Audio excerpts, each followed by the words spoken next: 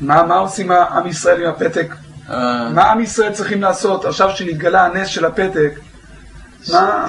מה עם ישראל צריכים? העיקר צריכים לפרסם את שם רבינו שכולנו בכל מקום תלוי בו. העיקר והיסוד שהכל תלוי בו הוא נתקע לצדיק ואמס והרבינו הפירוש. אם אנחנו לא נסתכל על הרבנים ולשקר, העולם בעצמו יבחר בו את רבינו, זה מספיק. זה התיקון לכל הרבנים, לכל השקר, זה תיקון גמור. ונצא מן הגלות ונזכה לגאולה שאנחנו מקווים כל כך שנים.